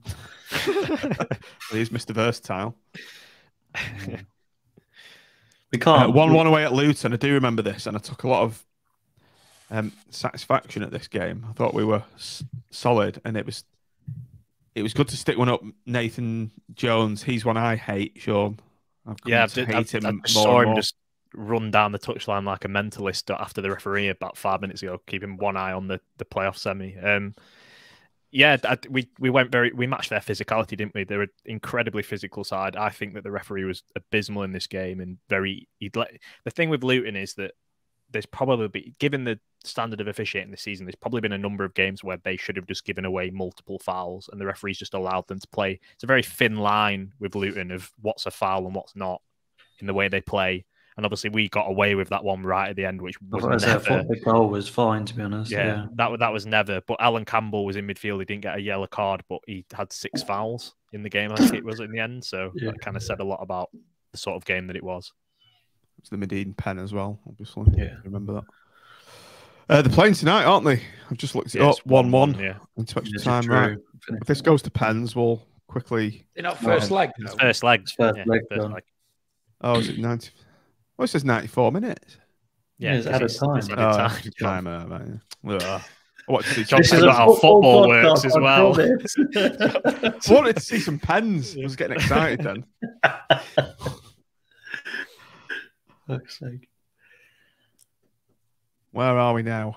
Barnsley away 2-0. We beat Tim a laughably bad Barnsley side 2-0. They were shocking. I don't think we actually played really well, did we? We sort of coasted through that game. I think Barnsley had basically given the ghost up, haven't they? I mean, I'm not being funny, but Preston beat them 3-1 the week after, so it's hardly any great shakes, is it, to beat them 2-0? But I suppose we did the business. Owen Dale scored, did he, if I remember rightly? Yeah, great goal. Yeah, he did. And then... Can we just go on? We thought we're playing 2 relegated teams in our final 2 games to get us above the Nobbers and finish above them. Next segment, please, John. The Derby game we didn't actually play too bad, I didn't think. I think we probably, if Medine had scored that pen, I think it could have been a different game. But yeah, should have given it Keogh. Yeah, I think Keogh would have scored. But Peterborough, Jesus Christ, I don't even know where you start to try and analyse that. I think the fact that we haven't done a post-match pod on it, I think says it all. Do you know what? We didn't even, viewers, listeners, we always have at least a discussion if a show doesn't happen. It's always like, nah, fuck it, can't be arsed, or we've got too much on, or even if there's 2 or 3 available, we might sack it off. But there wasn't even not one person said in our WhatsApp group, are we doing a pod? And that has never happened, ever. I still agree with the lineup we played, though. I think he was right to play the team he did, because I think we probably learned more from losing 5-0 in that game than we would have done playing the strongest side and winning, personally. Yeah, anyway, what we learned from that game, CJ isn't good enough. Yeah. Neither is a number of other players. Who else wasn't good enough? I'm trying to think. It was playing. I think it also tells you that Jerry's. I just, unfortunately, I think I've come drawn to conclusion that Jerry's in the Championship. Yeah, he was very poor. Performed for you on a regular basis, is he? Nah, he's not Championship standard, is he? Might be for a team like Peterborough, which nicely segues on to the another section that we're going to talk about, and that's our current squad and the retained list that was released. Leaving the club, retained list, obviously, Kesh Jansen, Ewan Bange, Josh Bowler, Brad Holmes, Rich Keogh, Stuart Moore, Jordan Thornley. Anyone got anything to say about that list of retained players? Jordan Thornley, is that just to sell him? No. I still think we're going to go back for Brannigan, you know. Oh, God, I hope not, man. I can't be bothered with that anymore. If we go for Brannigan, can we just pay the pissing bloody money for him and get him? Yeah. Because Tim, are you saying that's a make weight in the deal? Yeah, that's what I think. It can't. Yeah. I like Jordan, but I don't think Critchley rates him. But how many centre halves can you shift up? Because I mean, Keogh's going to be 37. He's not going to manage 3 games in a week. You've got Farm coming in from Southport. You've got Casey, who I don't think he fancies. You've got obviously Marv there, and then you've got Thornley. I think Thornley probably plays a part next season, quite a big part, really. Well, it's either that, or we're gonna play actual centre half where he's looked decent this season. See, I think he's good enough in centre mid now, but yeah, it'd be interesting to see if he does end up playing at centre half. Bad Holmes, Tim, retained. Have you got any hopes from eventually making? Yeah, I don't. I think I noticed I think his dad came out on Facebook today and sort of was having not a pop. Well, he was actually. He was having a pop at people saying he's not really performed at Chorley, but he said the manager basically just used him as a mate weight and didn't give him the game time that he really needed. So I think I get the impression he's had a bit of a frustrating time there, where he'd actually had quite a decent loan spell at FC United before that. I think did him and Banj, they sort of swapped, didn't they? Did one was one that they've both been at Bamber. I think we seem to use Bamber Bridge, FC United and Chorley a lot, and so we've obviously got some relationships there. Yeah, I think it's a big season for Bradley. I think he's, if he's going to, he's what, 19 now. He's still he's still young, isn't it? He's still young, but I think this year is the one where he's got to kick on and he's got to hold down. Whether it's out on loan or whatever, he's got to hold down a starting place. I think he was doing FC United, and he needs to do it probably. I think he needs to do League 2 or League 1 this year. He needs to go to League. Yeah, spot on. Yeah, he needs to go to some little tin pot league. Well, we're obviously around here. Anyone got any? God's sake. We're obviously rejoining the Central League next season by the looks of the announcement in the fans meeting minutes. So that'll be an extra 10 games. I know Critchley was kind of umming and ahhing about whether to join it or not. So clearly he thinks that that'll be beneficial. I think that's a good middling standard go-between, so that perhaps if they perform in the Central League, we'll get a better standard of club coming in to loan them. Because I think at the moment, the clubs that we're loaning them to are too low down the pyramid for me to be able to get them to make a feasible impact on the first team. Okay, moving on to the players that have left. Cameron Antwi, Ryan Grant, Johnny Johnston. That first one surprises me. Hang on a minute, Tim. Yeah. Just let me read the list. You're going to the whole list, are you? Right, okay. Cool. It's quite funny. When I used to play Sunday League, they used to call me Johnny Johnston. It tickled me that. I don't even know who he is. Don't even know Matthew Liptrot is or Charlie Monks. I know who Ethan Robson is. He can go. Sky Sinclair, Trev's son. But this was the big ticket player on the leaving list, Grant Ward. Obviously, he's got a very serious injury, and that's the only reason I can think. It's an odd one. Or is it Sean? It's just natural, isn't it? Sometimes where it's just wrong place, wrong time. You think of Dimitri Mitchell, the pre-season he was having, and then he got his injury, and then he's out the door. It just sometimes happens like that. I think we obviously, I think he really likes Virtue. I think if he didn't have the sort of opinion he has of Matty Virtue, perhaps there would have been a place for Grant Ward, but I think it's clear that it's probably Virtue, and then you've got a fair few options actually in centre mid in the end now, and obviously we'll probably want to strengthen there, as we've obviously missed out on a target today as well, so that's clearly an area we want to strengthen, and Ward I don't think would have done it. Only scored 1 goal in 45 appearances for Blackpool. That was against Crewe. See?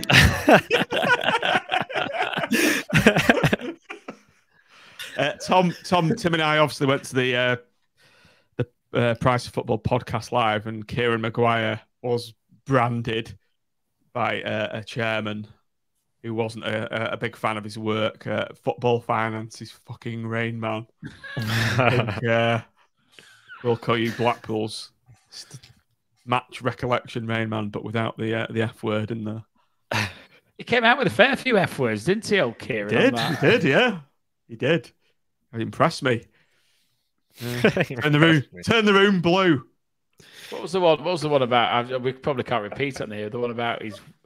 What did he say? He compared something to. Oh no! It was a very good analogy, wasn't it? But it involves his wife and lots of people. Yeah, don't go there, Tim. Yeah, we'll stop. I was quite shocked when he said that. Yeah, I was. Yeah, I was pleasantly surprised. Right, let's move on to our player of the season. I did see in the green room. Let's try and pick a top 3 each. So I think there's only one obvious winner, isn't there? Oh, apparently, all the players voted for Marv, according to Hubby, anyway. He won No, I Players don't- Player. Well, the fact that he won Players Player of the Season kind of suggests that. It doesn't mean they all No, vote for it, yeah, I think but he meant apparently- literally everyone. Every single one. Literally Yeah. everyone. But you voted for him. didn't clarify that in your statement, Tim. So, Oh, yeah. sorry. I'll try and be clearer next time. Being a lawyer, I thought you might be up on these. Like, I'll have to say literally everyone more than just everyone. Yeah, I think we're in all agreement for Marv, aren't we? Absolutely fabulous season from him. He's been a rock and 5 goals as well. 5 goals from centre half. And an assist as well. Any other standout players, gents? I Cashier. just want to big up Josh Bowler. I know the likes of Sean isn't a big fanboy like I am, but he's the sort of player as you pay your money to see play football. All right, he has been very hit and miss this season. He hasn't been consistent, but he's provided some absolute moments of magic that we've not seen at Bloomfield Road since Wes Hoolahan was here. I'll give you a stat for him. He's got more successful dribbles this season than Kylian Mbappe. He's got the 4th most in European leagues. So there you go. All is forgiven, Sean. You're welcome. It's true though, isn't it? There's probably 5 or 6, Just 7 3 or 4 assists. Though, scenarios that's the problem. that are just unbelievably brilliant to watch, aren't they? And it's what makes kids fall in love with football, and it makes you all realise why you love football the way you do. And quite often they're not the perfect player that does that type of thing. They are hit and miss, and you just got to suck it up when they do what they do, because it's just fantastic. Eddie's first ever named shirt was Josh Bowler. So that Just like me with Elliot Grandin. Mine was Big John Murphy. I think mine was Kevin Sheedy. That was a poor choice, John. He was a big name at the time, Tim, wasn't he? He was a marquee signing. I think He turned out for to the be- wages. It was a marquee signing, but turned out to be a crappy one-man tent that you'd bought from Aldi from the middle section. That fell apart after the first use. That was a good analogy, mate. Mitch loves an analogy, but he's not on air, is he? Okay. Young Player of the Year, again, talking about this in the green room. Sean, what's our definition of young player? I'm saying under 23, and I've gone Dujon, because I would go Carey, but I just don't think he made enough appearances, because of his injury. So Bowler's under Dujon. 23. Is he? 22, isn't he? I don't think he's 22. I think he's Has he gone up 23 now? He might have gone up. Yeah, he's 23. But yeah, Dujon's been brilliant, absolutely brilliant. Like that's perfect utilization of the loan market. He hasn't shirked it when he's filled in. I know, obviously, we had that thing about obviously Tyrese John Jules' mindset coming in from Arsenal, but I think Dujon's the complete opposite of that. He's the perfect character as well. I think he couldn't give a shit where he played. He always put his all in, and I think he's probably destined for Premier League. I know he had some sort of personal time away from the game for a year or so through illness, and came back, and he'd not played football for 12, nearly 18 months, and he's come, and it's the perfect loan for him, perfect loan for us. He's Sean, he was better at left back as well. Which shows the versatility of the player. Ironically, our best left back this season. He was. I think he was better at left back than he was at right back.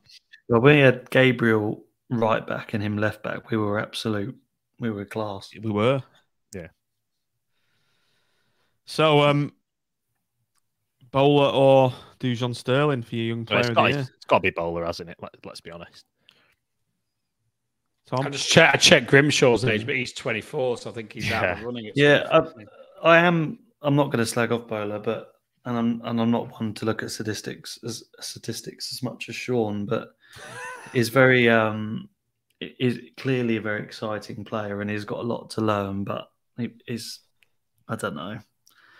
If someone, we probably leave, but if we invested for 2 or 3 good players instead of him, I'd rather see him go for the money that he's worth. But it's a hard one. But I think we can be a better side with some real decent investment with the millions that we'd get for him. Yeah, that's the thing. I'll miss watching Josh Bowler play. Obviously, I'll miss seeing him play because some of the moments he's produced, no one else could produce for us, especially at our budget. But I think the thing, obviously, is that if we're wanting to progress as a team, these are natural points where this is where you then cash in on this special player. You get 2 or 3 in of general better quality of other positions that need upgrading, and you become a better unit all round. And we all live off spreadsheets and data rather than being able to have fun and watch football. Oh, which perfectly, Sean, segues us on to our final. Oh no! Final element of the show. 7. Good shout, Sean. A spreadsheet. This is the content you come for, viewers. Looking at a spreadsheet of our predicted tables versus the actual final performances. Blackpool spot on. There's some horrific ones in there, isn't there? It's West Brom, really, isn't it? Let's just do the relegated teams, the top two, the top 2 playoffs, and the bottom 3. So let's look at Fulham, who came top. So Matt said second, I said top, Tim said top, Nick said top. Mitch said second. Sean said third for some bizarre reason. Tom said second. Connor third.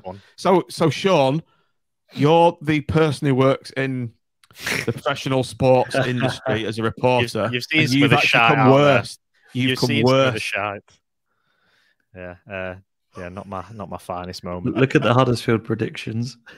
Oh, do you know what? Do you know what's annoying as well is Connor. I remember when I put Sheffield United 10th and they were shit for ages, like in the table, and I was like, Connor, I'm right. Now, obviously, naturally, they've then gone into the playoffs right at the end.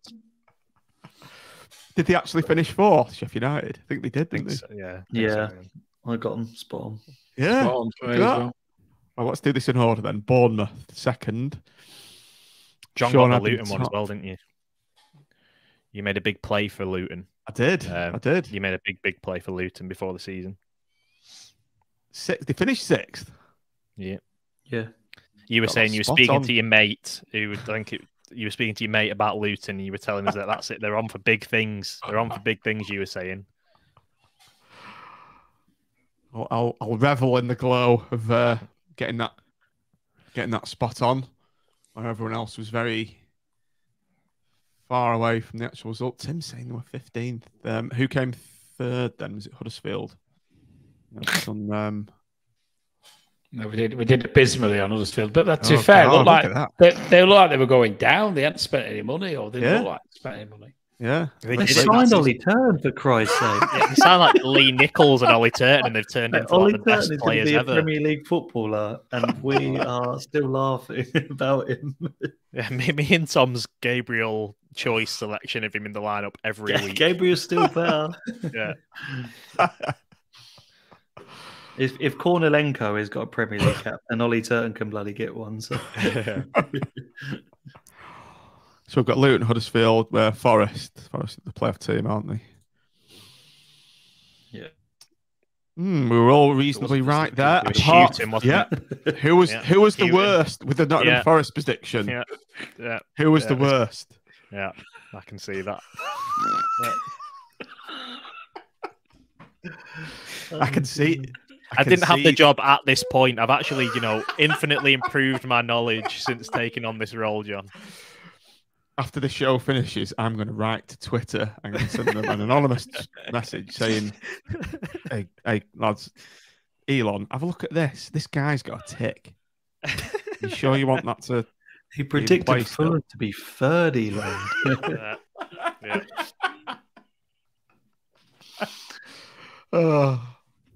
You might get kicked off Twitter like Trump did. Scott Parker was the manager of Fulham. That's my excuse. Scott Parker was the manager of Fulham. I'll let you off then.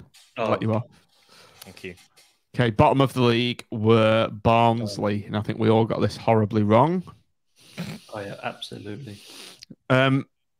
Sean got it horribly wrong, predicting Barnsley would finish 6th, whereas complete rank amateurs like myself said 11th. Do I have a single position correct? Didn't even get Derby right. Like, that was dead set that they were going to finish bottom, and even they didn't manage it. I think did I get it right with 22? Might have done. I think you did, Tim. You did. And then Peterborough. That's because I predicted the Nobbers to finish bottom. Oh, my Christ, I've just seen Reading. Where Sean put Reading 8th. Oh, and where did John put them? 20th. Oh my God. Which is their actual finishing position. To be fair to Sean, I'll help him out. They did get a points deduction. Yeah, they did that to make me look like a tit on this. Kind of had them 7th, Sean, so you're not the worst. I think West Brom's the worst one, isn't it? Yeah. I want somebody to, viewers, if you're any sort of numbers kind of Rain Man kind of guy. I know Matt Smith usually worked out the actual positions where we all finished. So if Matt's not up for it, I want someone to go through this document with a fine tooth comb and work out all. We'll get it done this week. Yeah. Where did we have us? Where did we have Blackpool? Oh yeah, sorry, Blackpool. I think we finished 16th, didn't we? Matt got it spot on. Me and Nick Tim spot on. Me and Tim were very positive. But I wasn't expecting us to wave the white flag 2 games from the end of the season. Right. So who was actually worse? Who was the worst performer? Probably me. For Blackpool's end position. Oh, it was Sean again. Sean joined with me. It was looking quite good until those last 2 games. My God. Hey, where did Blackburn end up finishing, by the way? Blackburn. They were 10th, wasn't it? 9th or 10th. No, you're not right Sean's there. Clinging on to something. Probably Nick's right there. Just a 3 away. That might be half good. That's probably your best. That's probably your best. Someone play the Critchley fist bump for him.